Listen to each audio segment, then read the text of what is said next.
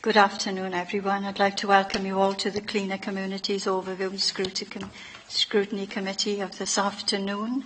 I'd like to remind everyone that the meeting is being webcast and ask that all mobile phones are switched off.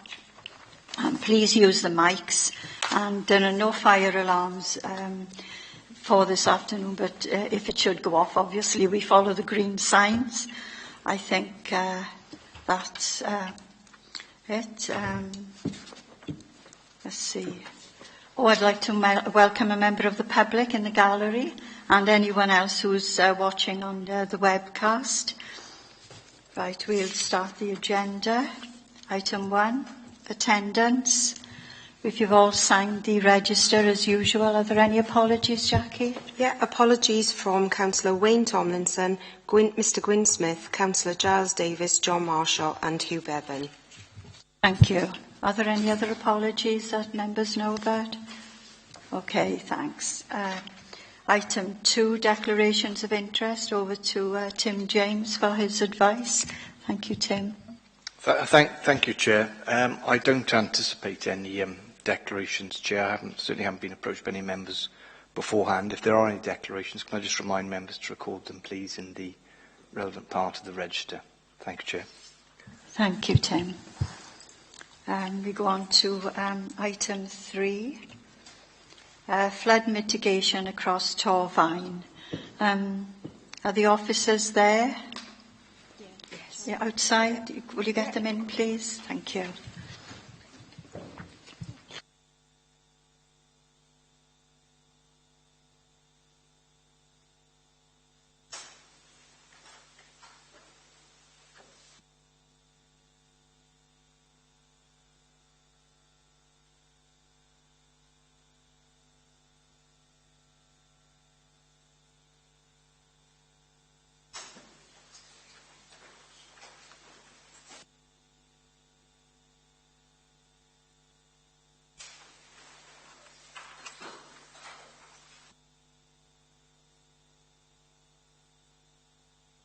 Right, I'd like to welcome the officers that are here today. Stephen Jarrett, Andrew Villas, Owen Griffiths, and Mark Strickland and Rob Murray. Am I right? Right, thank you. Right, are we going to have a short presentation? Who's going to give that? Very, very short presentation, just an outline, just a few minutes. I don't expect it. Oh, that's okay then. All the members have read the report. It's fairly self-explanatory, so I've nothing really to add. Okay then. Right, we go straight into questioning then. We have carried out research by meeting a member of the public who was affected by the floods in May, and we heard his views and comments on his comments are on the scrutiny report, which were very useful to us. I think the first thing I should do is read out the key question, which is the point of this scrutiny. And the key questions to be answered by the scrutiny activity today is, as a result of the floods in May 2014, what lessons have been learned and how are they being used to reduce and or mitigate the risk of damage from future flooding across Torfaen? Now, I have got some questions from a member of the public which I received today. 2 of them are relevant to today, so I'll start off with these and I'll read them exactly as they are. And the member of the public says, my evidence shows that contributing factors, that is, drains blocked, still have not been cleaned to this day. That'd be the Depends on schedules. Obviously, we've got a cleansing schedule for once a year through the borough. Now, obviously, there will be a number of drains throughout the borough which will be blocked. This is dependent on schedules. And obviously, we look at each gully on a risk basis. If it's causing flooding, reported to us by a member of the public, causing a danger to the highway, we will actually attend. If it's not causing a danger to the public, i.e. just running down tightening the channel, running to the next gully, then that will be left to the next scheduled cleanse.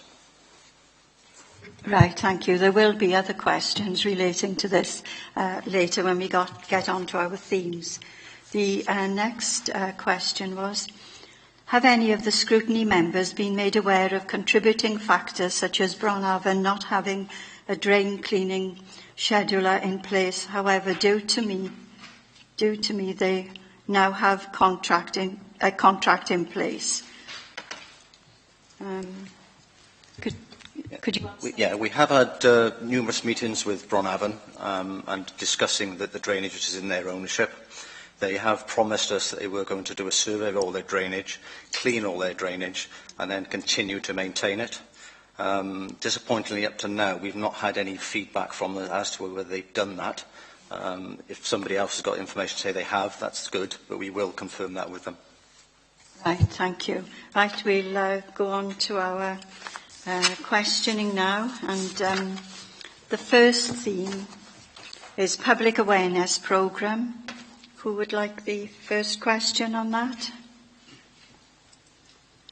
Do you want to do it, Stuart? I'm happy, Chair. Yeah. I'm happy, Chair, to take the first question. And that question being is, what are your plans for carrying out a rolling programme of continued awareness events, sessions and consultation events with members of the public affected by flooding issues? Well, the public awareness is going to be really piloted within the flood risk management plans. It's objectives 1 to 5, which will outline our objectives really to engage with the public, looking at the high-risk areas first. We've done this through the mapping process. So we've got the mapping, we know roughly where the high-risk areas are. We'll be targeting those communities with information packs set up about information before, during and after, very similar to the way that NRW run it, effectively. Thank you for that, Ben.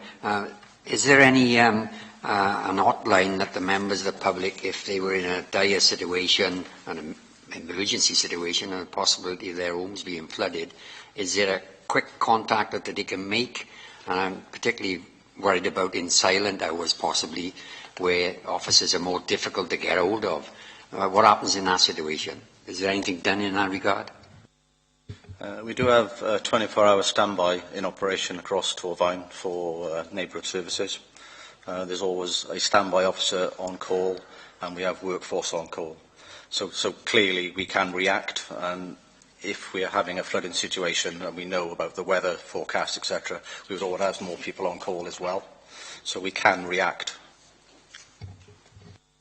Thank you very much. Thank you, Chair. Phil, will you take your question now? Chair, if I could Is that a supplementary to this? Supplementary to that. Okay. Oh, sorry. Phil was going to ask a supplementary too, so Phil and then you. Stuart, okay? Thank you, Chair. If I could just follow on from what Stuart's last question about the hotline. There's nothing in the question, or you haven't mentioned anything, about members and ward members, a hotline for the public to ring. But would you ring our ward members to say that there's an issue within the ward? We wouldn't normally ring the member until, we wouldn't ring them out in the middle of the night, for example, unless it was a very serious event. That's something we would normally inform first thing in the morning. So during the day, you would get contacted as members of issues within your wards. At night, we would not tend to phone members at night unless it was very serious implications. We wouldn't want to, obviously, create problems across the members. That pack I gave you just now, that blue pack, it's an out-of-date number, but I was informed yesterday at a seminar I was at that the NRW has an emergency, has a flood line. What's your relationship to that one? We don't have an emergency line to that. That line from NRW is for main river flooding. Yeah. It's not for surface water or ordinary water courses. When they contact them, it's for a riverine problem, not a surface water. So we're not connected up. Thank you. Right, are there any more supplementaries to that? Do you want to take a question now, Phil? Thank you. Yeah, thank you, Chair. Since this report was written, have you received to date any further correspondence from residents, business owners from the Two Locks area in relation to the flooding in May 2014? We've had, obviously, ongoing correspondence through emails and things from residents. We have actually had meetings with business owners and residents of the Two Locks areas. And they've got a representative, again, who we're dealing with by email. And he has yet to come back to us with more information that he was going to supply to us. So we're still awaiting that. So, yes, we do actively still deal with the public in those areas. Thank you. Is there a supplementary to that? Do you want to take the next one?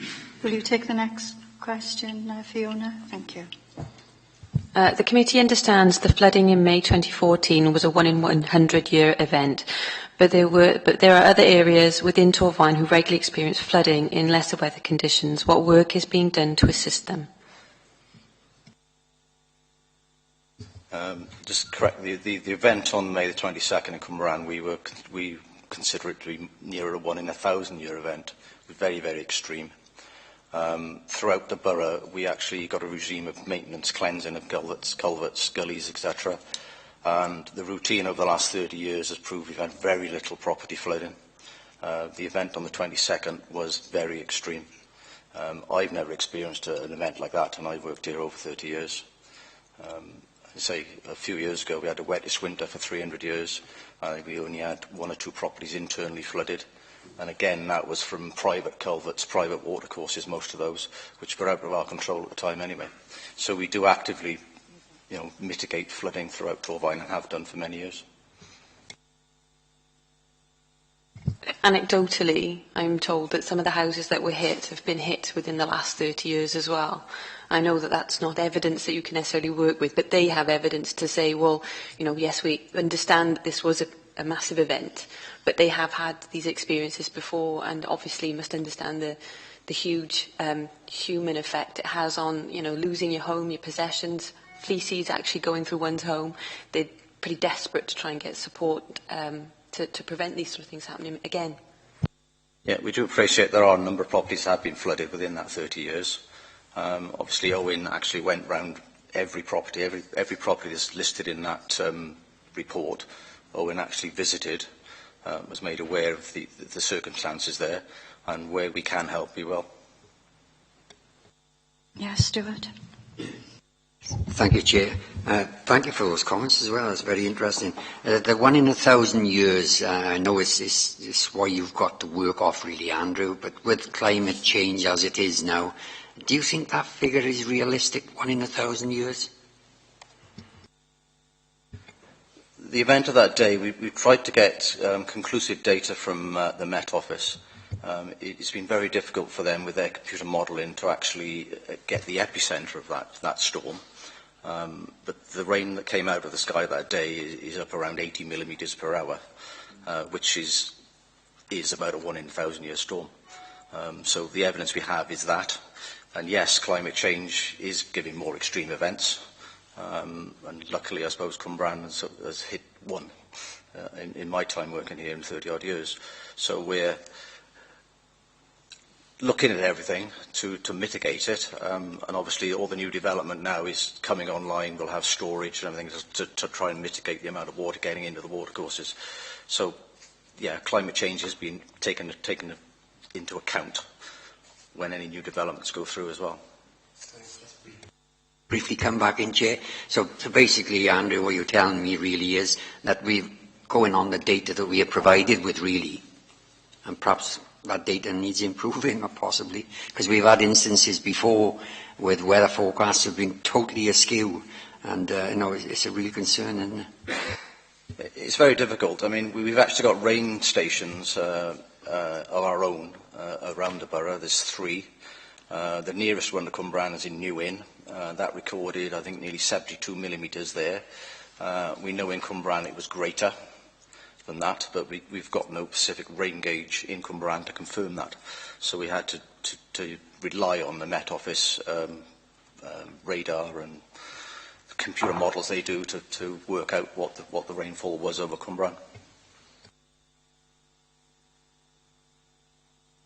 questions. Are there any more questions regarding public awareness? Yes, Brian? I'm not sure I understand what we mean by 1 in 1,000 or 1 in 100 events. It just seems to me that if the rainfall is the determinant of whether it's 1 in 100 or 1 in 1,000, maybe the public, like me, don't really understand what that means. I'm kind of assuming that it means that if you've got a 1 in 1,000 storm event, that doesn't mean that any property won't be flooded, because they may be more prone to flooding than the one which only gets caught by a 1 in 1,000th storm. And there'll be some properties which will be caught by a 1 in 30 years storm. Am I right in that? And does the public generally understand that, do you think? A little bit of background to that. When you talk about 1 in 1,000, 1 in 100, it's just a probabilistic scenario. It's just the statistical chance of it happening every year. These scenarios can happen year on year. It's just a statistical way of measuring it out.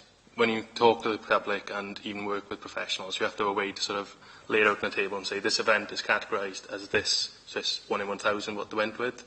They're trying to move away from that language because it is misinterpreted a lot, really. But it's very much the 1 in 1,000 is the amount of rainfall that has come through and has been recorded, but it's only been recorded once in that 1,000 year period. So what they do is effectively got a historical record of all the past flooding events or rainfall events, and they categorise a flood event based on the return period, so how many times it happened since records began. And that's how it's statistically mapped out. But obviously these records only go back about 100 years, but it's where the science is at the moment, unfortunately. Just follow up on that. So it doesn't mean, I suppose, that if you are in a house which only in your experience was flooded last May, and it's a 1 in 1,000th event, that you're clear for the next 999 years, basically. It could happen to you, whether it's a 1 in 1,000 event or a 1 in a 30-year event, the following year. And so what I don't want to do is for the public to be misled that because it's happened once this year or last year, it won't happen again for 1,000 years, so they needn't do anything to safeguard their own properties. Clearly they do, and the prospect of climate change actually increasing that incidence of flooding just makes it all the more important for all residents really to be aware that it could happen to them at any time. And do you think we're getting that message across? You're exactly right what you're saying. Residents do need to be more prepared. It's going to happen again. It might not happen for 30 years, it might not happen for 100 years, but it could happen tomorrow. It is a statistical chance of it happening. We are trying to communicate it, but when you've got the way the Met Office works and every other organisation such as NRW using the 1 in 1,000 terms, it can get muddied. We do try and explain it in the reports, both in the Section 19 and the Flood Risk Management Plan. But again, sometimes it needs a lot more explaining than what can be written down, if that helps. There's another follow-up, sorry. You talked earlier, Andrew, about some gullies which are blocked, but they cause no immediate problem because the water runs down into the next gully, which hopefully isn't blocked, and goes away. But that implies to me, and in fact I know, that there are some gullies which have been blocked for 30, 40, 50 years, according to some of the older local residents in Pont Newydd. Now that hasn't necessarily caused an immediate problem, but of course it is a problem which is waiting to emerge. Now, I was told, I think it was Mark actually who told me some time ago, that the gully near to where I live wasn't critical in terms of needing to be unblocked, which will require a lot of work and therefore a lot of expense, and that it was sort of risk assessed as not requiring that work, given that the resources available to you are strictly, well, quite severely limited. I suppose what I'm asking, though, really is how much do you need in order to be able to unblock all those gullies which need to be blocked, even if you do it in priority order? We're actually on a programme now of refurbishing gullies which haven't worked for a long time, as you rightly say. I've been using the local government borrowing initiative monies for highways. I've spent to date nearly 300,000, and I would guess we probably haven't even got near half of them. So, you know, you're looking probably another 400 to half a million to actually go round them all. The one, I say good thing about it, the one thing we are finding is a lot of the gully problems are due to service cuts where gas, board, water, electric have dug through our pipes. Nothing happens to our pipes when people dig through them. So nothing goes bang, so they can just backfill it and ignore it. And we find a lot of those, and we are managing to recharge a lot of them as well. So that, again, gives us more money to carry on with others. So it's been a good exercise. We haven't had money before to do it. I've used LGBI monies as an opportunity to try and get some of these long-standing gully problems out the way. So we are looking at the ones at the higher risk first, and if they're very low risk, they still might be on the back burner for another few years. The local borrowing initiative monies have run out or about to run out? The local government borrowing initiative has actually finished now this financial year, and I don't see any prospect of any more at the moment. Welsh Government are not in favour of continuing it at present. Thank you, Brian. Thank you, Andrew. Stuart, you want a question, then Alan, if you come in with you. I wanted to just question about the business about household preparedness for inclement weather, because this was an extreme summer storm, and obviously we got a lot better at anticipating things coming across. I mean, obviously the main weather in Cwmbran is storms coming across the top of a mountain. It's a bowl-shaped thing, and a bowl-shaped valley. And the preceding weather coming in is Atlantic weather. You say we don't have a local weather thing. Where is our nearest weather station? We obviously buy that in from somewhere, because I kind of remember reading that somewhere. Would it be useful if we did have any sort of local weather mapping because of the nature of the area, or is that something that can be done from wherever the weather station is? In terms of local weather preparedness, I mean, obviously we have had some extreme snow weather and other types of weather. Is there in any way in which council can work with householders to be aware of this sort of weather condition? I mean, a lot of us have got smartphones and some of us have got barometers. It's something maybe we need to look at. I mean, on the 22nd of May, the actual weather warnings we had from the Met Office were quite low. There was no sort of red warning for severe weather on that day. We have a lot of amber warnings through the year, and we don't get any problems from flooding, etc. It's very difficult as the weather is hit and miss, and you could be putting out warnings out there that come to nothing, and then people will start ignoring them completely. The weather station we have in the borough are actually tied up with the winter maintenance. That's why we've got them. We've used them in conjunction with neighbouring authorities. They tend to be on the border of our of Torvine, so the authorities can actually utilise them together. We pay jointly for them, and the benefit of it is the fact they have got their own rain gauges on them. It's a benefit from the winter maintenance side rather than therefore looking at rain. We're geared up more for winter weather than we are for extreme rain storms.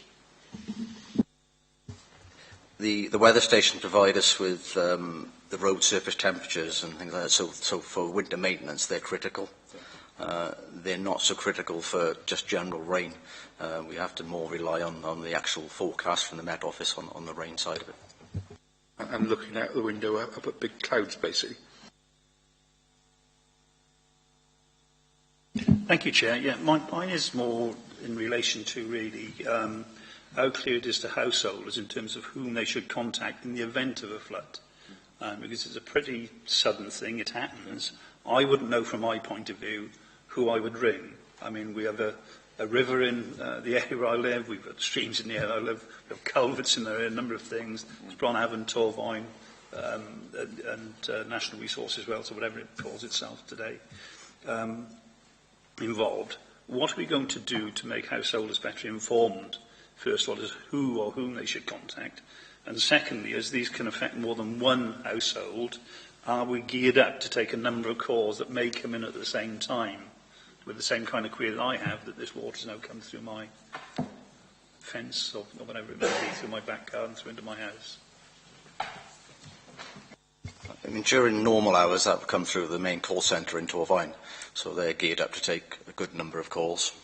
They would then be passed through to the relevant drainage section, Owen, Mark, and we would then decide whether it's Welsh water, etc., and put them where they need to go. Generally, in any sort of emergency situation, people pick up the phone to the local authority from experience. And then we'll then have to sort of decide where it's got to go. It's difficult when you've got a good number of calls to deal with, but okay, we maybe start looking at putting more stuff on the websites, etc., as to where to go. It's something that's obviously part of the flood risk strategy now as to how we disseminate more numbers out. Sorry, so are you saying you kind of have a one-stop number that somebody would ring within the authority, you would then disseminate that information? I mean, if so, how are we going to get that to householders? Well, it's the Torfaen number now, and people generally tend to pick up the phone to the local authority, whether it be a Welsh water main burst, or we tend to get it before the correct utilities get it, yeah? Like sewers that blow in the road, etc. It'll come through to us generally before it goes to the Welsh water. So we have got to sort of filter out these calls and put them in the correct place, which we have been doing for years. So it's. Thank you. Stuart, you want to come in? Yes, very briefly, Chair. It's on the back of what you just said, Andrew, really, that you're going to put more information on the web. But, I mean, there's a lot of people that haven't got access to the web. Have you any plans to do further things for those people that haven't got access? As part of the flood risk management plans, again, objectives 1 to 5 is very much targeting the communities. We'll be looking together, put together a sort of information pack to send out to the high-risk areas, which will have all the information sort of before, during, after, what type of flooding event you'd be expecting to have. So in an event of a sewer, this is a Welsh Water hotline. If you're by the river and the river rises and bursts, this is NRW helpline, floodline. If you need any help for the sort of recovery phase of it, we're looking to get that sort of information all in one sort of small, easy-to-read pack, send out to the high-risk areas, and then disseminate it medium to lower until we can get the authority done. The only point I would make is, I mean, you recognise the priority areas that are at risk, but could it be enlarged to incorporate other areas as well? Well, I suppose it could be done, well, throughout the entire borough, but again, you might be targeting areas that aren't really affected by the flooding. So we're looking to very specifically only hit the people who are at risk, who are in a flood risk zone, rather than those who might be nowhere near an ordinary watercourse, in a downslope area away from any surface water flows, so that sort of side of things. So rather than... Why I say that is we seem to be having a lot wetter winters now than we have snow. So, I mean, even in areas that historically haven't had problems with flooding are experiencing them now where they never have.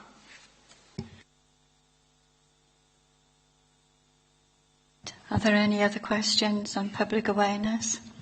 Right. There aren't. Our next theme, I think it's been answered actually, awareness programmes to inform council members. Is there anything any of the officers can add to what has already been said on that?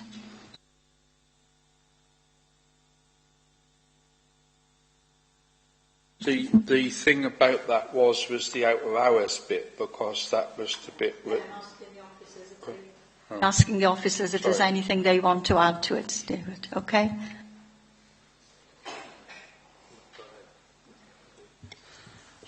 I mean, if members wish to be informed of flooding incidents and things out of hours, we're quite happy to do it, because it tends to be ward-based rather than the whole of borough at one go.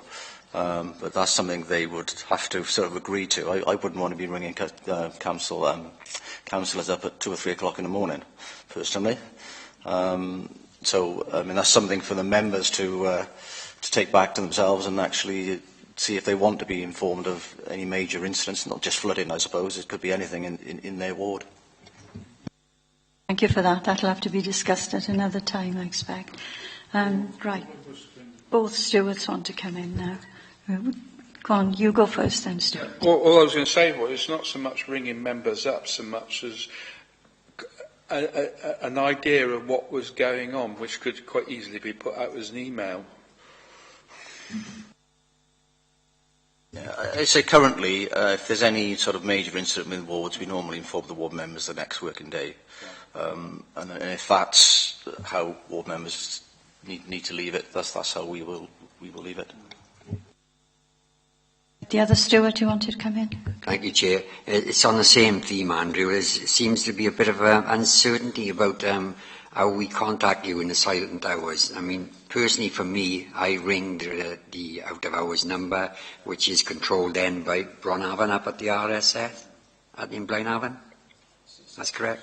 And then they forward my concern to whoever's on duty, and we talk about the issue that's concerning me. But it seems very patchy. I talked to other members, and they haven't had the same response as I've had. So can we improve that? I realise that Bronhaven are providing the service, but I think there needs to be a clearer dialogue there. Bronhaven aren't actually providing that service. It is actually SRS. Yeah. It was Bronhaven at one time, wasn't it? It's gone over to RSF. Out of hours, obviously, there's standby rotas, so there's different officers on different weeks.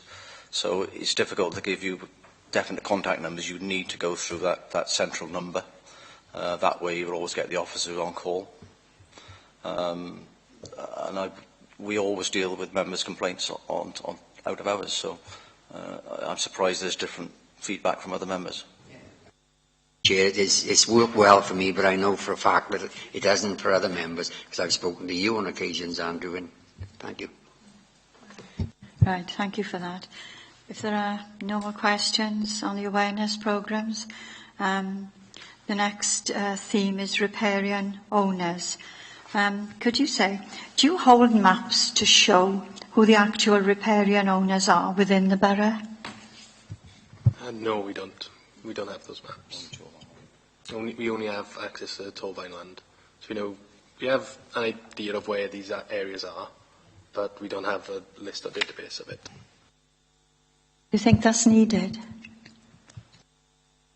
It'll likely be done with the flood risk management plans as a byproduct.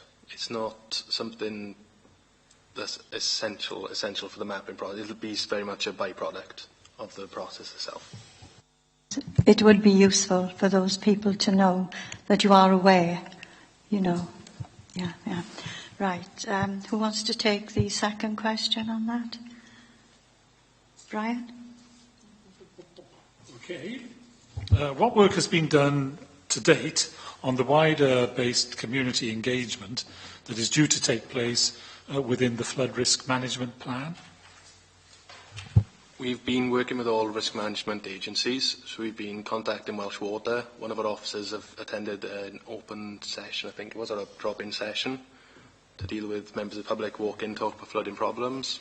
We've been working with Natural Resources Wales and are ongoing at the moment. They've got a system which sets up, well, not so much sets up, but coordinates with flood plans and flood groups, and how people can be more self-sustaining. Now, we're in talks to them to get a bit more information through to community groups. Again, we're just liaising with the risk management agencies. We're working with ward councillors involved with these groups as well. Anybody else want to come in on that theme? We go to the next theme. Sorry, Chair, a bit late coming in, but you mentioned that the partners that you were working with, Ben, perhaps it would be useful in some instances where there are community councils to perhaps liaise with them as well. Apologise for that, Owen. Right, the next theme is sustainable urban drainage systems. No, I think it was Brian. I think this is Brian's question. If you'd like to come in, Brian. Okay. Yeah, please. currently, the use of SUDS is not statutory. The Welsh Government consultation is due to end on the 30th of April this year. If the outcome on this is that the use of SUDS does become statutory, what will the implications for this authority be? I suppose it's more down to the planning side again then. The real problem with SUDS is it isn't statutory. So we do promote and encourage through all sections involved with drainage that new developments and sustainable urban drainage systems come on board. But it always usually gets down to the issue of maintenance and long-term maintenance, which is obviously costly, and how to resolve that issue without it being statutory. We're obviously reluctant to take on a responsibility which we're not required to do, and so we look for developers and people to find solutions which kind of encourage sustainable drainage systems in that, whether it's management companies or whatever. But it's a bit disappointing. I went to an event yesterday, Councillor Ashley attended as well, where we had a discussion about SUDS and the new consultation paper. And basically, it's not planned, at least for another 18 months, that this is going to be made statutory. And so, without that, it is trying to encourage and promote. But unfortunately, the one bit in the consultation paper which is issued is saying that one of the solutions is for the council to accept long-term, adopt and accept the long-term maintenance. But again, the issue is, well, where are the resources for that? And I say without that, then we have enough difficulties maintaining our existing network and system without accepting a responsibility which we are required to do. So again, we do promote and encourage. Solutions can be for developments to have management basic fees attached and charges attached to property. And so, but without it being statutory, that's the way forward really. And hopefully, kind of when it will be, then hopefully there will be resources to support that as well. Thanks. So somewhere like the South Sebastopol development, which we expect to be starting fairly soon, won't necessarily be able or be required to use the SUDS scheme? The SUDS schemes, it's what the definition is, because obviously new developments are required to ensure that there's no greater than greenfield runoff. So basically you're not making the situation any worse by new development. And Welsh Water are obviously involved in that when they say whether you can connect their sewers or not. So they're heavily involved in what the solutions are. And developers are required to basically work out how to kind of ensure that principle is established. SUDS is effectively that principle, as in you're trying to improve the situation, but it's for all new developments is ensuring that it's not made any worse. Okay, Brian. Right, Stuart, you've got a question on that theme? Rob sort of alluded to the fact that I was at the same thing. Some of the questions that came out of that, which I will ask, but I think they're general. One was the concept of urban creep and hard surfaces, because some of the questions that came out there, which they did allude to this flood as well, was they showed some very interesting diagrams about what happens when you get lots of hard surface, things like patios and where we and things like car surfaces in, and lack of green surfaces. And the whole principle, says from what I understand of it, is relatively simple in the sense that you've got lots and lots of green surface, trees. There's another one, and our ecologist has done quite a study. We're quite a forested area, but if you take trees down and you've not got a lot of absorbed power. I mean, I think members can understand that one, but we're not. The question here. Yeah, the tree is. Was that a contributory factor? Is the one I wanted to know, because the SUDS principle is quite. If you've got obs of it, are we getting round to not having enough sort of SUDS-like type principle happening in Brad? Could it help? SUDS would obviously help in storing water. Yeah. Clearly, the event in Cwmran was so great, I don't think it would have made any difference anyway. I appreciate that. But yes, there is a problem with people putting driveways in, patios in, etc., which generally connect to the nearest drain they can find, etc., Yeah. which causes problems with Welsh water sewers. So it is all connected. Thank you. Right, thank you. If there are no more questions on that thing, we'll Sorry. go to best practice adoption. And whose question was this? Phil, do you want to take this one? Can you explain what best practice you actually carry out in relation to investigation and mitigation techniques? The best practice really is looking at our overland flood routes, redirecting flows that might get out from culvert areas or ordinary watercourses, redirecting it away from properties back into the ordinary watercourses. That's the general principle of them. So small landscaping projects to sort of contour the land, so it'll go on to sort of either a highway that can then connect it back into its original source, really, or original course. But the best practice in general, we do work with the South East Wales Flood Risk Management Group, and we sit on the South East Wales Flood Risk Management Working Group, as well as the local service board on climate change. We bring up these ideas and look at the South East Wales groups. We look at how other authorities, local authorities within South East Wales operate. We looked at their maintenance systems, their gullies, cleansing, culvert schedules, and it's mirrored up again then. We're not doing a new system, working outside what other areas are doing. That's the sort of best practice. Is there a supplementary on that? We'll move on to our next theme, collaboration. Do you want to take this one, Fiona? Thank you.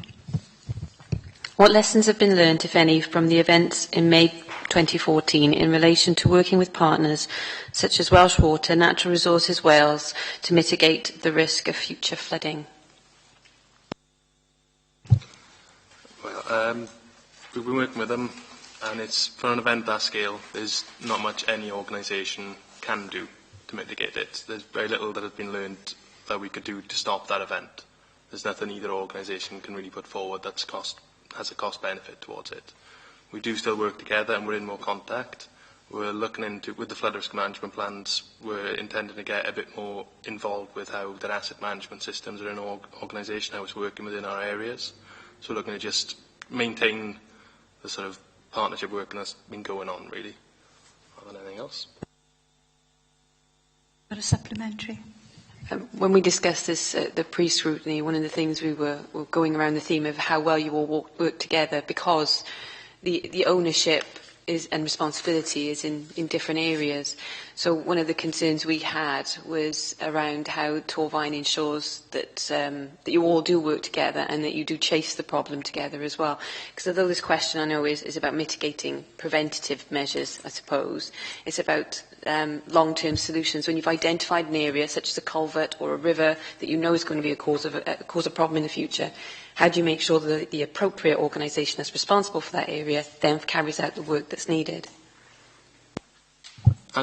We are a lead local flood authority, so we've got powers to take any actions like that to the responsible risk management organisation, but we know our areas quite well. Natural Resources Wales are only operated in main rivers. It has an extent of the Dulwich Brook, but that was it in that event. The ordinary watercourses and groundwater are ourselves, TCPC, and foul systems, Welsh Water. We've got the contacts with each one. If we find a problem within Avon Lloyd or within the foul network, we will then contact and get on the back of these risk management agencies to get the project moving.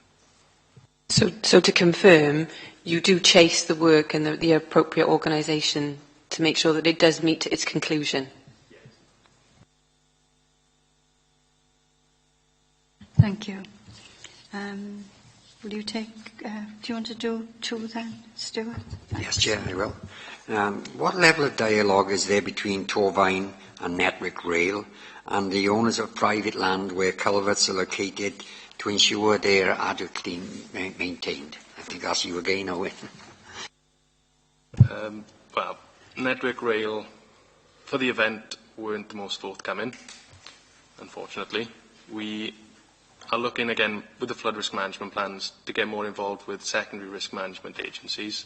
There's the three primary, which is ourselves, Natural Resource Wales, Welsh Water, but we are looking more into getting Network Rail on board, Bron Avon up to scratch, Melin Homes, working with emergency services, really making sure that all sectors are checking their boxes. Supplementary there, Chair, on that. You mentioned that the Network Rail are not forthcoming. Have we any powers to bring them on board, or any other organisation that are not forthcoming?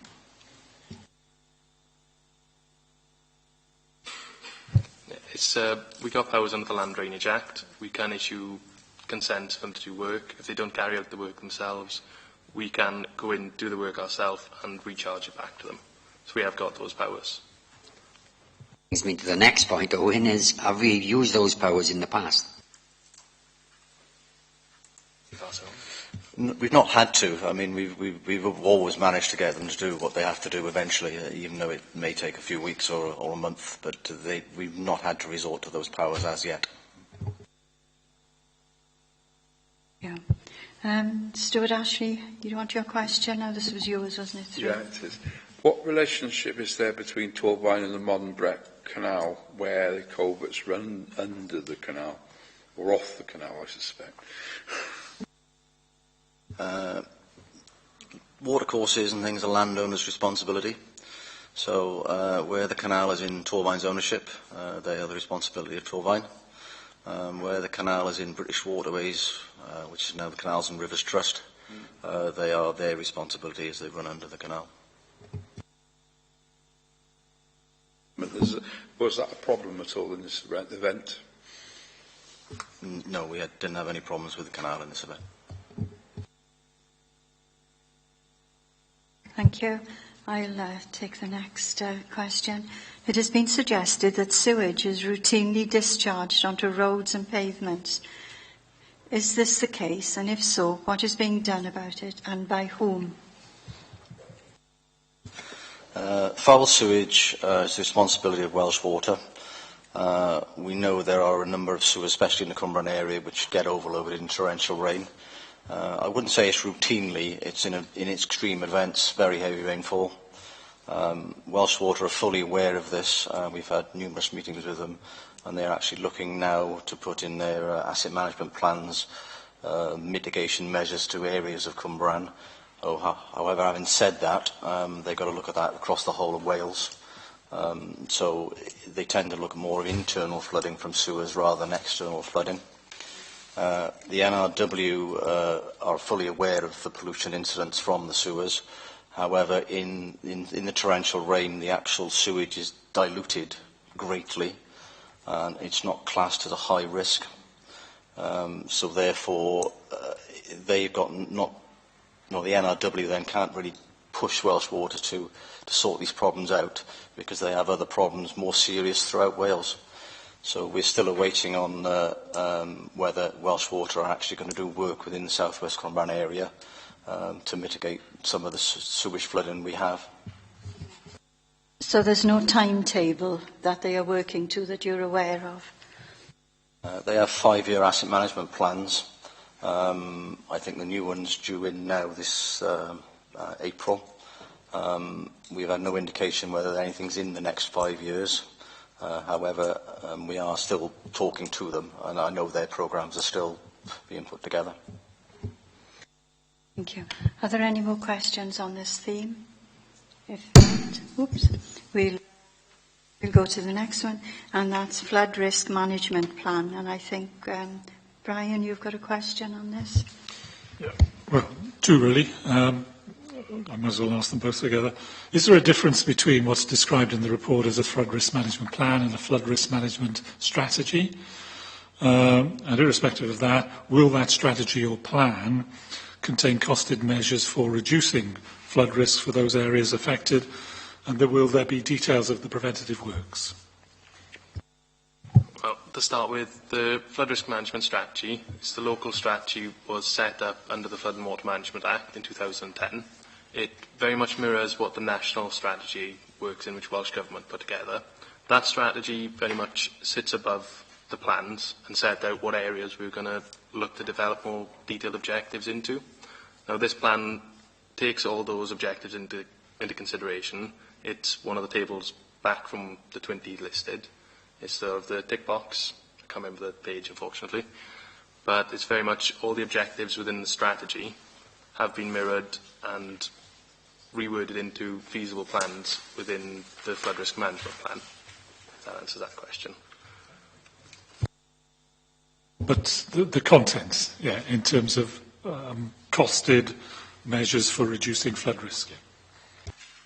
At this moment, we're not looking to put the costs within the flood risk management plan, and that's very much down to the changes that are expected within the next financial year. There's just been a consultation document which was the Flood and Coast Investment Programme, and there's alterations come into the Flood Risk Management Grant, which is given to the local authority. So as it stands, we're not 100% on how our funding is going to look for the next financial year. That follows really something that Andrew said earlier in relation to the question about the gullies and how quickly you can continue that work, and depending on local government borrowing initiative, things like that. But do you have yet any idea of what the, I suppose, the backlog in monetary terms is for actually getting all our responsibilities for doing works in a programme over the next few years? Are we talking about several £million? As of yet, I wouldn't like to put a figure to it, because each objective, there's 20 detailed, and each could vary with length. Each could be continued. Several of them are longer term, where they'll be sort of reviewed every year as well. So I wouldn't like to put a figure towards it. Okay, but until you put a figure towards it, you've got no hope of getting money from the finance officer for the works, or indeed from members, I suppose. Isn't it critical really to have, as soon as you reasonably can, an idea of what you want to do, feel you need to do in light of what happened, I suppose, last May, get that costed and get that programmed so that budget people can actually look at how on earth they can manage to put those resources in a budget for you to carry out your plans. Because an uncosted plan is not worth an awful lot, is it? But it certainly won't imply the priority that I think many residents would feel ought to be applied, given what did happen last year, even if it doesn't happen in quite the same way for a long time to come. Following approval of the plan through Council by December this financial year, obviously the objectives in that plan will then be put together, and as part of that, the costings will be added to it. We can expect something coming back, before the end of this calendar year? No, the plan will only be approved by Council in December of 2015. It's got to go through NRW first and then back to us for approval. And then the objectives in the plan, we've got to work through those. It's a 6-year plan. There are certain things we want to do in the first year, second year, etc. So we will actually put that plan together, and from that we'll formulate any schemes and costings that come from it. Are you optimistic, though, that you'd get some response in terms of budget provision for 2016-17 financial year, then? At present, no, because obviously we've got to work out what we need to do. We've got to risk assess it. It's got to be cost benefit, etc. etc. So there's a fair bit of work to do. We're in the early stages of this plan, so there's a fair bit to do. I understand there's a lot of work to do, and that you don't want to go sort of cash bag in hand asking for cash without being able to justify the expenditure. But I would have thought there's a strong case for actually putting it to the executive that provision needs to be made in the budget on the basis that you will be coming forward with detailed plans which members and the public would expect that work to start within the foreseeable future. Just a suggestion, shall we say. Thank you. Any other questions on that theme? Stuart? Yeah. I'm puzzled about this. What of this do you have to do? Because Brian's asking about regional budget plans. I mean, presumably if there's a risk on some of this, if we have not even the 1 in 1,000 event, maybe a 1 in 50-year event, now what of this is going to need doing? Let's put it that way round.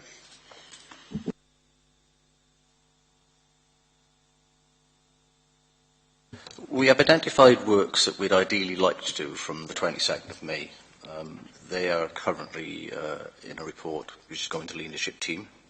So there is part of a costed plan there already. I can't share it with you because it hasn't gone through leadership team yet. So from that 22nd of May event, we have actually put together what we'd ideally like to do. Again, it's got to be cost benefited and finance got to be found for it. But that report is there for the 22nd of May. I say it hasn't gone through leadership team yet, so I can't share it with you. But yeah, you will have these schemes and things rolled out as the plan goes on.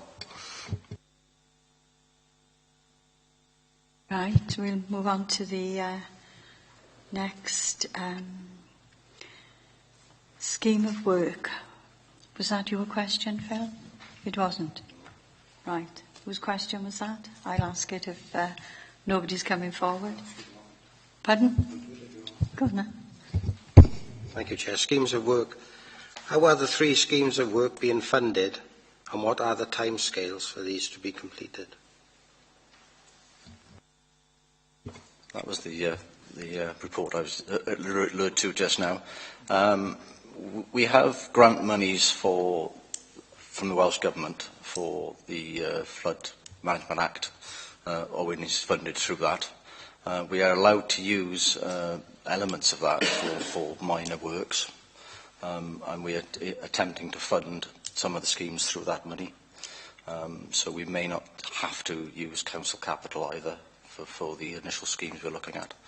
In following years, we probably have to make applications for grant monies from Welsh Office, etc. Right, thank you. Right, we move on to resources. I know, Stuart Evans, you've got a couple here, haven't you, you'd like to ask? Yes, thank you very much, Chair. I've asked these questions a couple of times and had various answers, so I'm going to ask them again to see if they're still the same answers. Now, the first one is there a dedicated culvert crew that deal with flood risk mitigation? If so, is that their only role? And added to that, how many are in the actual crew itself? That's my first question, Chair. We have a gully crew, which is 2 operatives. They're dedicated to culverts. They routinely go around every culvert in a Torvines ownership throughout the borough on a rolling programme. Depending on the risk of the culvert, it's either visited weekly, fortnightly, 3 weekly, monthly. So yes, we have a dedicated crew, and in times of severe weather, we supplement that with other crews as well. Can I ask a question there about you mentioned only 2 personnel and you've got a supplement crew as well. Do they take training for health and safety? Because I know in the past there's been circumstances where people have actually died in culverts because of various poisonous gases. All our highway operatives are conversant with health and safety, and they are very aware of the dangers of culverts and entering culverts in high flows. We don't allow them to go into watercourses in high flows. They're only allowed to pull debris off grills. And any problems there, they always refer it back up to management. This burning question, which I shouldn't imagine you are happy with, is do you think that's enough resource to the culvert crew? Do you think there are enough personnel involved there? For the routine maintenance of going around cleansing and clearing routine debris, etc., that washes down on the grills over the weeks they're actually inspected, yes. 1 crew can quite happily go around and do all that. It's all recorded, so we know when they've been there, etc. In times of extreme weather, we call on the rest of the highway gang, plus we can use people from refuse, etc. So we have got a fair resource there that we can actually call on. Generally, it works well. Thank you for that, Andrew. Thank you, Chair. take the next one? I think the next Yes, one's yours, Joe. thank you. Yeah, the other one, Andrew, is what happens if the gully cleanser, and this has come up many times, we all know we've got one gully cleanser to do the whole borough. It's not an ideal situation at all, especially if that gully cleanser is off the road for whatever purpose, because it's doing a lot of work. I can appreciate that. But what happens in a situation where the gully cleanser is off the road for a couple of days, perhaps, or even a week? Currently, we're actually inspecting gullies prior to the gully sucker going round. This has proved quite beneficial, actually, because it shows that we don't have to cleanse every gully. Inspect and cleanse, we started a few years ago. We've actually got a dedicated officer at the moment going round checking gullies prior to cleansing regimes. And it has proved that we can actually do a better job because we're not pulling every single gully because it doesn't need to be. Some gullies, especially in the Cwmbran area, are actually very deep pots. They can probably cleanse once every 2 years, not every year. So the limited resource we've got, we work very well with. The odd day the machine being off the road is not too much of a problem. However, if we've got any real problems with it, we can hire agency drivers in, etc. So we can cover it. Not ideal, but we can. Can I just come back there, Chair? You say you hire in agency drivers and you hire in the vehicle with the driver, I assume, is it? No, they drive our own vehicle. What I asked Andrew, and perhaps it's hypothetical then, but it's likely it can happen. What plan B is in place if the gully sucker is off the road for any length of time? We can hire a gully machine in. We can. We've done it not very often, but we have done it. Have we done it recently? Not recently, but I know in the past we have. Thank you, Chair. Thank you, Andrew. The next question, in relation to open water courses, can you expand on how often the ad hoc basis for the removal of debris and fly tip materials? How often does that happen? Right. We only routinely check culvert entrances and approximately 10 metres upstream. Obviously, if we get fly tipping in the culvert entrance, we'll deal with it. Fly tipping and stuff that goes in watercourses out of our inspection regime, we would only deal with as and when reported. So if it's reported, we will deal with it. It is on an ad hoc basis then? That, it will be on an ad hoc basis, yeah. Yeah. It's the same regime that other authorities use. It's not unique to Torfaen. Right. If there are no more questions on that, we'll go to the next theme. Welsh Government's National Flood and Coastal Erosion Risk Management Strategy. And how do you intend on achieving the 4 overarching objectives listed in this strategy? The national strategy has been, again, reflected with the local strategy that we have in place, and the flood risk management plan has, again, those 4 core principles embedded within them. So it's through the flood risk management plan. Sounds very simple, but I shouldn't think it is. Any other questions on that? No? Right, we'll move to the next one. This is a question that Gwyn Smith wanted to ask on that, but he's not here today. So I'll ask it. Is there any work being done to help keep the water in the landscape so that it can be released slowly and more controlled? And I understand that the level of Waun Afon bog has fallen in recent years, so it's not acting like a sponge, and therefore more water is entering the Afon Lloyd.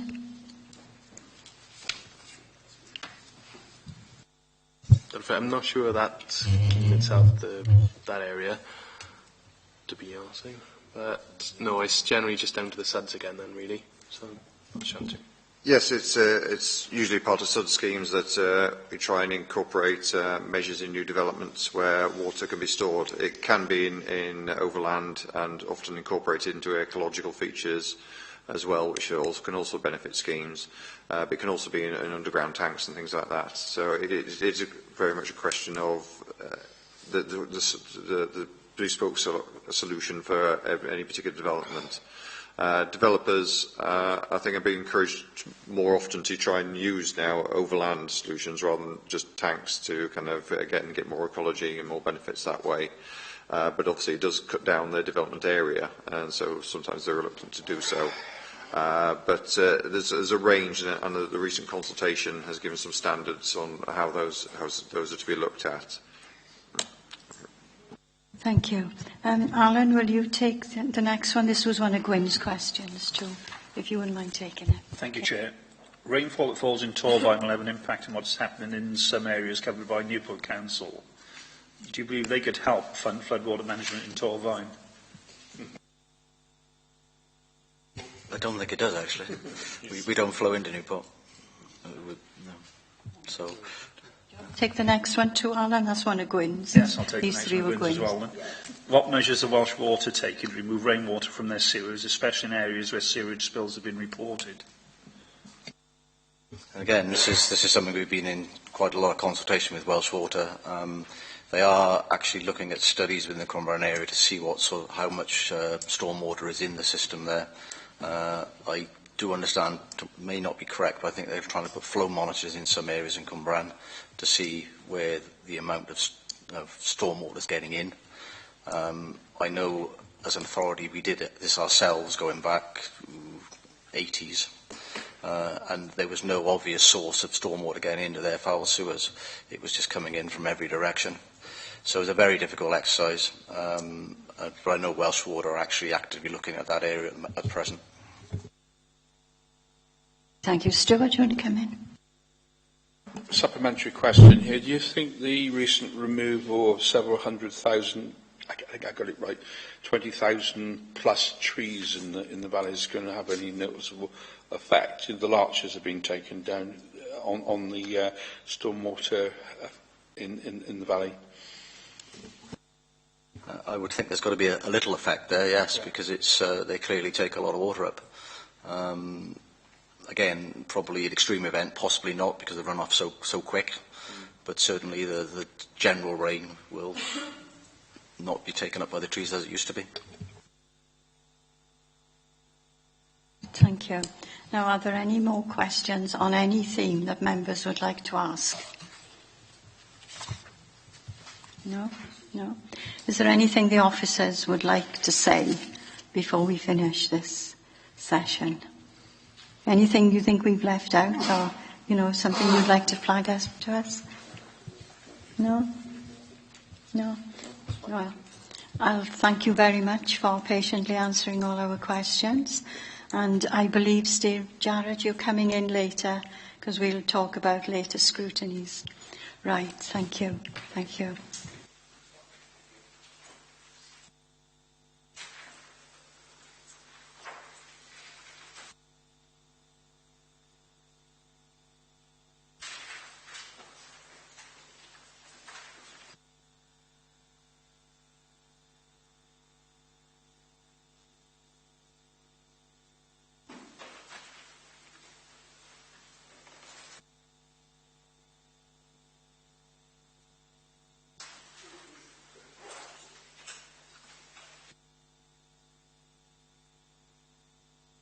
I ask for advice from our members up there. When we go into doing our recommendations, do we have to ask them to leave from the public gallery, or is it okay? It's okay, is it? Right, okay. Right then, I'll remind members of the key question. As a result of the floods in May 2014, what lessons have been learnt and how are they being used to reduce and or mitigate the risk of damage from future flooding across Torvine? Right, Catherine's made notes. Shall we go through your notes and do it that way? I don't know if members want to point out anything that they feel is relevant for a recommendation first, as usual, and then if I think anything's been missed, Okay, Phil, you first. Thank you, Chair. When I asked the question about members being informed of anything that happens within their ward, whether it be in the evening, at night or early hours of the morning. I wouldn't mind that, having that a telephone call, or to say that there's a member of my ward in some sort of distress. I don't know whether that can be added as a recommendation or. Whether all members would like to be woken up in the middle of the night is a different matter. I do agree we'd all like to know what's going on in our wards, and an email as soon as possible, perhaps, would be a more reasonable thing. Stuart, you want to come in? Actually, on the 22nd, I actually had the gully sucker out to take out a flood on Trinity Road, and they did it very, very quickly. What I wasn't aware of was the rest of it. So, although I was out electioneering at the time, and they did a very, very good job, but the rest of the incidents I wasn't aware of. I think as members we all feel that we start projects, we'll let officers know of issues, and it's not really followed up to the end, is it? And members would like to know exactly what has happened and the result of these issues. Right, the other Stuart, do you want to come in? Thank you, Chair. A little bit concerned to hear the officers mention that rail network in particular and Bronhaven haven't put nothing in place yet for the maintenance of their gullies, which are huge throughout the borough. And I think they've got a lot of responsibility. And I wonder if we could beef up our enforcement procedure to make them come to the table, really, on what is adding to our problem. The lead authority, you think we Yes, should be I taking think, more of a lead? Well, I think we should be making sure that the other people who are contributing to the problem, the flooding, should be coming to the table.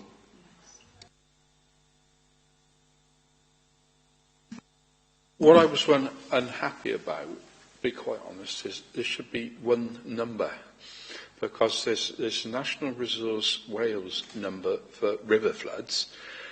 We have a lead authority responsibility for this, which is what? I don't know. It's a flood as far as I'm concerned. It should be a flood. So, if you into something, it should be one number that does it all. A member of the public is going to be really, really confused as to what it is. So I think it's immaterial. That number should take everybody through to something. It shouldn't be a case of the member of the public having to sort out. It should be up to us to sort it out. It's the same thing with 999 calls. They're not that. They shouldn't have to think their way through the whole system. I think what the officers said, they ring the council, any of us, public or us, we ring the council, and then they take it on from there and get the relevant authorities in. So you don't think that's good enough? Fiona wants to come in. Are you making the same point? I was going to add to the point that you were making. Although I agree with both of what you're saying, I think the reality of the situation is that when there's an emergency, that the council can't cope on their telephone switchboard. I mean, they've put in. We've all had the notifications that with the tax rebates going out, that more staff have been put on to manage it. They know when they have high calls and they can manage it, but you can't in an emergency situation. And if we're looking at outcomes and we're trying to ensure that people who are in an emergency situation, a flood, that they have the right information as quickly as possible, I think that some sort of measure needs to be put out, as many ways as possible, to ensure that people can access that information as quickly as possible, that the right organisation, rather than having to go through us and then we buzz them through to somewhere else or give them a number which they could find themselves if they had that. So I think it's just about having lots of ways of doing it. I do have other points, but that was... Alan wanted to come in first. Can you come in before you, please? Sorry, Chair, I don't quite agree with Fiona on that one. I just think when you're suffering from this flood, it's an emergency to you. I think Stuart used the right analogy, 999. You ring 999, then you go to one of three services, and they direct you and get you there quickly. And I'm thinking more of the elderly or the infirm people have more difficulty in trying to do it and understand, who do I ring now? And it's kind of all I provided. In the event of a flood, just ring this number. wherever that may be. Now, As he's brought it up, I wasn't saying that there shouldn't be that. I'm saying the reality of the situation is that the council won't be able to cope with that if there's an emergency situation. There was a regular day, a resident called up and was left on the phone for an hour waiting to get through. There was no emergency. So that's what I'm saying is anecdotally, that's the feedback I have from my residents. Yeah, I was only going to make the point that Welsh Water and the Rivers Agency and Natural Resources Wales cover a much bigger area than Torfaen. So having a single number is actually quite difficult. What you don't want to do is get into the situation where people in Torfaen are ringing somewhere in Cardiff who've got the whole of Wales to deal with, expecting to get a local response. That's why I think we need to think that through carefully. And if we are going to make a recommendation, recommend that it be explored, not be so definite that we have a single number, because that may cause more problems than it solves. I know a lot of people get in touch with me and they are dismayed when they ring the council. It's press this number for this number for that, and they desperately want to speak to a human being because what they want to, their problem doesn't fit any of the numbers. Now, that does happen, and I think we need a way of getting around that, you know, when it's an emergency. Stuart? The only reservation I have is that when you saw that water going through that gully, somebody could quite easily have lost their life in there. And it's the same with the tree. We do have situations which could be life and death. So that, to my mind, is an emergency. Other situations aren't emergencies, and where flood risk or trees coming down and blockages of water courses, they are very, as I think Phil said about gullies and people losing lives, they're serious, and they're blue lighters in a way. And Brian's got a point about situations about local. I mean, you ring the police up, you don't know where you are. I do agree with that as well, because how many Mount Pleasants there are in Gwent is unbelievable. So, yeah, you've got this dichotomy about local and not local. I just wondered, you used the analogy with the council tax, Fiona, and the expected response of the public is huge, and they put the resources in there to cater for that. I wonder whether, when there's a situation where there's a severe weather warning, whether a similar thing could be put in position for this purpose. I don't know whether the other members got any thoughts. We need to think of a recommendation that encompasses the best of all those ideas. Have you got anything down, Catherine? Sorry, it was for a different subject. Did you want to make a recommendation based on that first, and I'll bring in my point in after? Yes, we'll try and work on a recommendation for this. Yes, Alan? Sorry, Chair, didn't Brian actually frame it pretty well? Yeah. Frame it again, Brian. That we ask officers to review the arrangements for reporting incidents involving water, flooding, or potential flooding, and come back to us hopefully with or come forward with a new arrangement which would meet the concerns that members of the public should have an easy instruction as to what to do in the event of a flood risk in their area. Something like that. Phil? If I can just say that if members didn't want to have a telephone call, many organisations now use text messages that they text, we've all got smartphones with text facilities, a text message. Most people have their phones on their chest ready to, pick up phone calls from different places. But, it might be there, as a good idea to text. It could be a member of the public. They could be elderly. They might not be familiar with text. So I think there should be something besides that. Yeah. Well, as I've said, you ring the council and you've got buttons to press, numbers. And that when you're desperately trying to speak to somebody with a different issue, that's the problem. But I think what Brian said is quite a good way of getting around it, to bring back to members, and then we'll go from there. Yeah. Right, did you get that? Councillor Seaborn, can I just check, was there some confusion in that then? Because I was writing down a recommendation in relation to making it easier for members of the public to report flooding. Mm-hmm. Were you referring to your earlier point regarding members of the council receiving updates by text? Yeah. That's what you were referring to, yeah. Not the same conversation we were in. That's fine. Oh, thank you.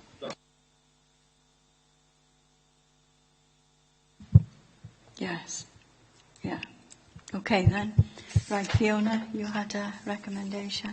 I'm struggling to find a way to capture this, but I think, when we're looking at the 5 recommendations, and we're looking at number 4, which was the encouragement of sustainable urban drainage, my concern is that it's an empty recommendation, because if there's nothing that enforces it within planning, then it's meaningless. So it's not a recommendation, it's more of a statement that I would like to be captured within this. Sorry, it was number 4, and it was sustainable urban drainage SUDs, as they were called, and the fact that if there's no enforcement within planning, then it's empty, because it's not going to happen. No developer is going to willingly spend money if they don't have to invest in these. Yeah. The thing that was coming up on SUDs yesterday when we had that thing was exactly what you said there, but as a matter of the sustainability policy of this council, where possible, and Rob qualified it by saying how much it would cost and what the case, if you put it through the planning system, that's the problem, how you enforce it. But at the end of the day, as a matter of principle, where it's talking about permeability of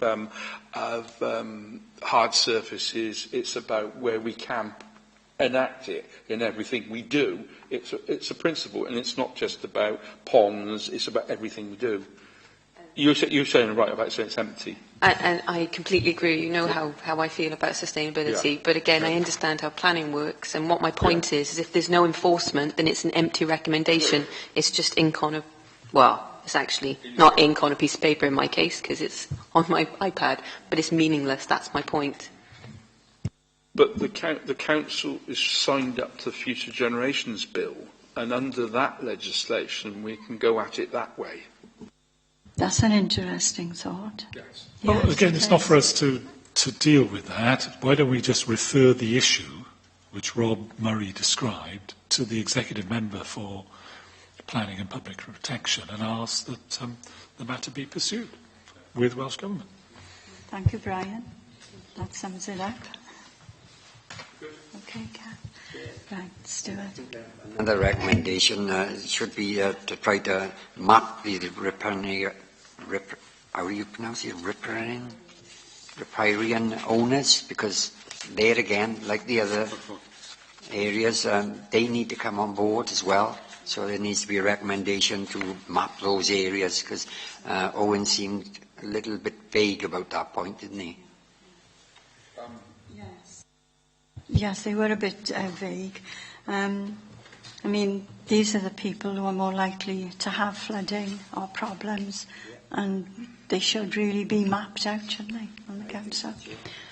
Yeah, the Stuart. Another issue came out because we've had a resources scrutiny on it, was the how transparent collaborative working is between the agencies responsible for this.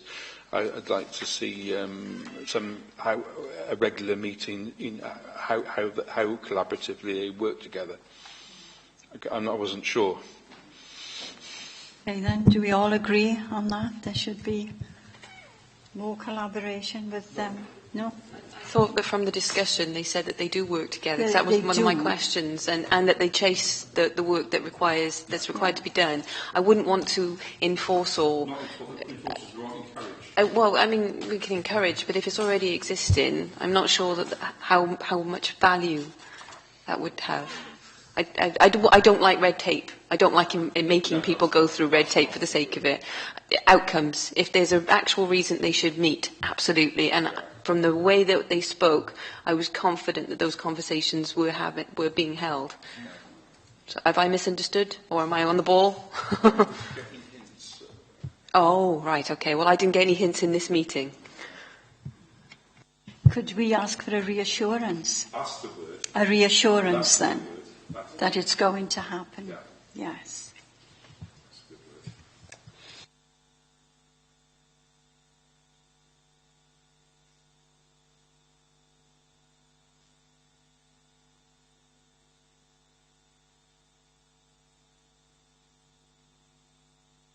Catherine's busy writing here, and I don't want to interrupt her. She works so hard. Yeah, sorry. I think there was a naivety shown there in relation to budget planning, and particularly in terms of the circumstances we face. You've got to get that bid in as quickly as possible. And even if it's a finger-in-the-air job, I think they ought to be saying this is the plan which we're going to have to implement or wish to implement from sometime in the calendar year 2016. And we need provision in the 2016-17 budget. And if we don't get support from Welsh Government, which it seems more likely at the moment, given the local government borrowing initiative is coming to an end and apparently not going to be renewed, then we've got to try and make other provision from somewhere. Now, that's really difficult, but unless you put it down on your agenda, you're not going to get any answer, are you? So I think it should be along the lines of recommending that the Chief Officer talks with appropriate officers with a view to seeking to secure budgetary provision in 2016-17 to enable that plan to be implemented, at least in part. That is a good one. Right, Stuart? One of the other aspects of the SUDS which might not be apparent is the encouragement of most aspects of the Biodiversity Action Plan because of the environment. Because if you've got a good Biodiversity Action Plan, then the SUDS is automatically achieved, because if you've got tree planting, you've got grassland management, etc. on our uplands and the lowlands, you actually achieve a lot of mitigation. That's quite important to mention this as part of this, all right? Yeah, I perhaps not thought of it that way, but it does work. Well, yes. Certainly in light of the trees that's being felled at the Yeah, moment yeah. as well. So the biodiversity... Sorry. I just want to clarify what you're asking there, because I do believe that Torfaen does have a biodiversity action plan. Yes. Yeah, so you're asking for... To make maintenance of that biodiversity action plan as part of the SUDS. Our approach to the SUDS. Because that actually was mentioned yesterday. That's the importance of the biodiversity action plan. One of its important parts. It's actually mentioned as part of this. Okay, I'm still unsure as to how you want me to write that. Steve Williams, the ecologist, is doing a tree survey, and the replanting that came out of the trees is an important aspect of it. Very, very important. And grasslands, etc. Maintenance of the environment, the green environment. You see, we talked about that as part of the SUDS, and that whole environment, keeping the green stuff on it, and gardens and everything else around the place. And I won't mention allotments, will I? All things like that. Now, Catherine wants wording. Yeah. Are we going to say we want an assurance that the biodiversity action plan, Yeah, that The maintenance a maintenance of the biodiversity. Yes. Yeah, not obviously not animals. It's very, very important. Yeah. incorporated as one Yeah. of the SUDS. It's incorporated as one of the SUDS. Yeah, so you can bring that out later. Yeah. Right. Anything else? We go through our questions. I've got one more thing that hasn't been brought up yet. Do you want me to mention that? Yes, please. I've got one point in the notes that I made that could be considered as a recommendation. It was in relation to the first theme of public awareness.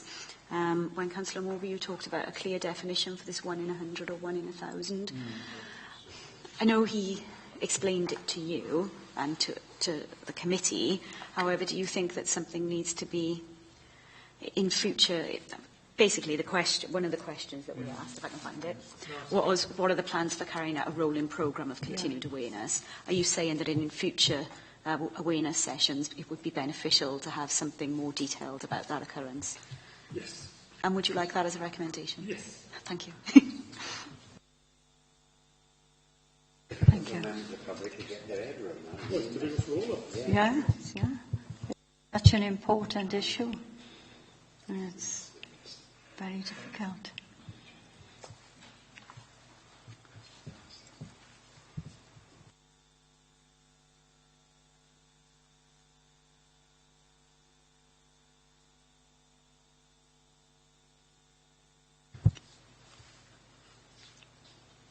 We all satisfied that each theme we brought up has been covered by anything we think is lacking?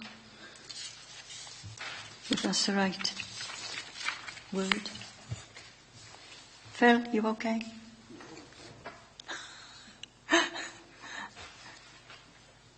I can't see anything else. Pardon?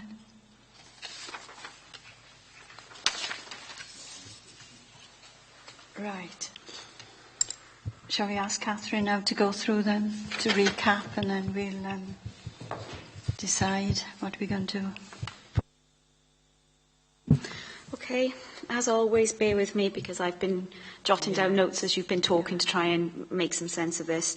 As always, once you've agreed with the idea of the recommendation, I'll word it and send it through for clarification. But we'll start with, members will feel they would benefit from knowing about emergency in their ward as soon as practically possible, either via telephone call, text or email. And then more to be done as the local lead flood authority to ensure partners act appropriately in relation to flood mitigation and prevention. So that was the question in relation to, do we keep aware and make sure the projects are completed? And then review the arrangements for reporting incidents of flooding and for officers to go, or the executive member to come back with a suggestion for something the public can receive to make reporting simpler, so in relation to the one number. In a comment then was made in relation to recommendation 4, which was relating to the SUDs. Due to there being no statutory requirement to use them, this is an empty recommendation. This matter should be pursued with the executive member to take forward to Welsh Government. Yes. So now it's gone almost from a comment to a recommendation. Are you in agreement with that? Yes. Yeah? Yes. Yeah. Yeah.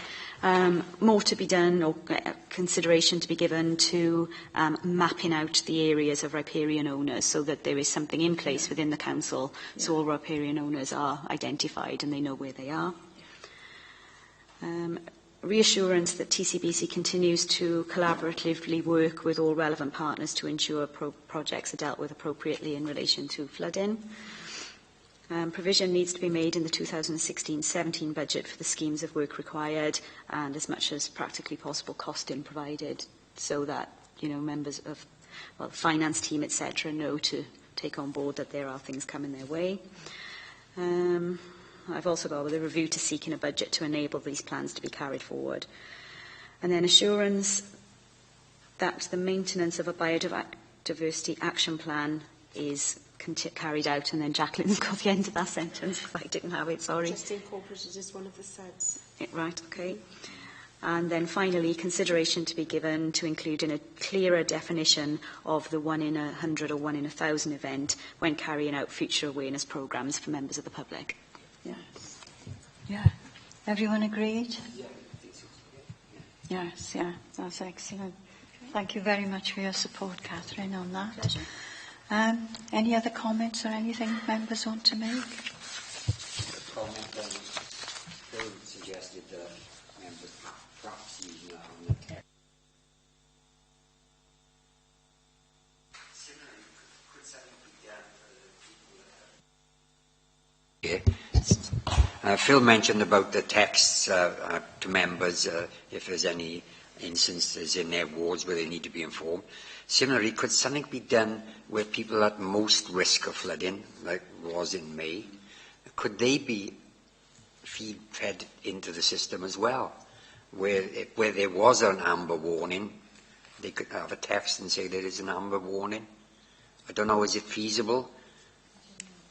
I don't know, but It's quite easy to if put they people live on in the these text areas, system, isn't it? Yeah. if people live in these areas, perhaps they would be watching the flood alerts anyway. I don't know, but yes, if there was something coming directly to them, that would help. I don't know whether it could be on an invitation basis. Would you want to be informed? Yes, yes, you know. Yeah.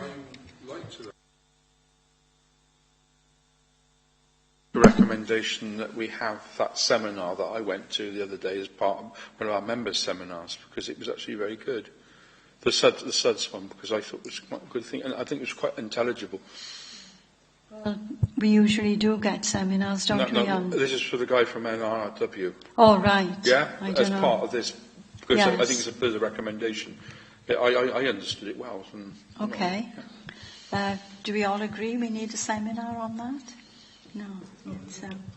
No, I'm reassured that you understand it, Stuart. But Okay, well, I'm only suggesting it because but the route for getting seminars, I think, isn't going to be via a scrutiny committee plucking that out of the air. As it were. Okay, no, If you feel that strongly, I think you talk to the leader about it. Okay, fair enough. I don't mind.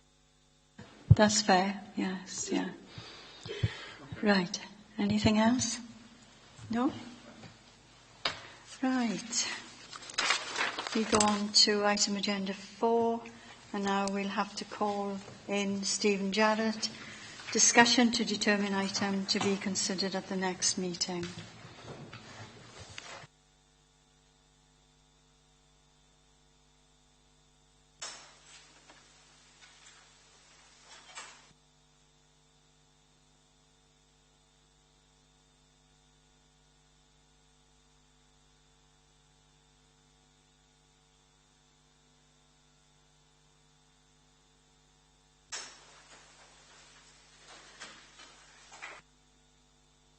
Right, thank you for waiting and coming back. We're ready now to determine the item to be considered at the next meeting.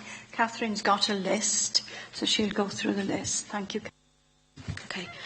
If I can just let you know, members, as you know, envisioning back in September, a basket of items was chosen by yourselves for items that we will look at within this scrutiny cycle. Obviously, many of those have been ticked off now. There are remaining items which I'll make you aware of, and then I'll pass you over to Steve. Obviously, normally we would have the Chief Officer here who would give you their view on why they are suggesting particular item out of the basket at this particular time, and Steve's kindly offered to do that for Duncan and go through that with us. But the items that are still remaining, there was the transport review, which could have been split into two. One was the scoping review, we've already looked at that, and then further on options, which I think are going to be later down the line. There's the review of street scene, sustainability, but in brackets that could be turned into an item for joint, and depending on what comes up of that. Review of libraries, highways condition, and then subsidised bus service, but only as circumstance prevail where the funding is cut. We will be given advice on that from the Chief Officer if they are aware that funding has been cut for it.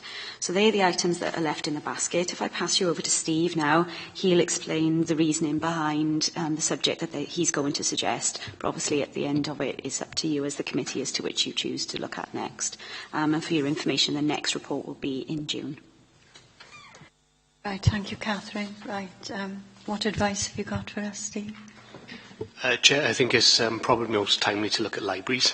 The library service is undergoing a bit of a change at the moment. There are pressures on the service resulting from budget cuts, as all other services. We are currently looking at our performance of libraries, obviously year on year. How are we performing against other authorities?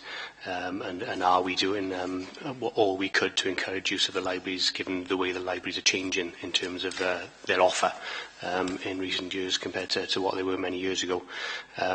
Additionally, we're looking at proposals to co-locate libraries in terms of perhaps with customer care centres and other council facilities, which would assist in perhaps footfall and also looking at our building stock and whether we make best use of our building stock.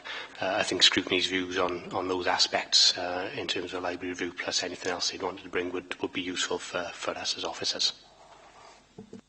Right. What are members' wishes? In light of what's happening at the moment in Bunavon, I think this actually is an ideal time to discuss the matter. So yes, I'm all in favour of that. Right, are all members in favour of it, or have other members got other ideas? Just a suggestion, should we hear all of them and then select which one we think is merits it? Yeah, in terms of the others, transportation street scene, there won't have been significant changes since reports were last presented to scrutiny. Transportation is a work in progress. Street scene, you're aware, is being reviewed, and that's not ready to come back to you as yet, really. In terms of highways condition, this was put on really as a potential loss of local government borrowing initiative, which has recently been talked about.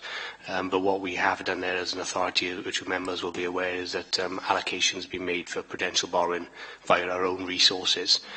So highways hasn't changed in terms of, we thought it might change significantly in terms of budget cuts, but we've managed to maintain that level of budget that we've had for the last few years.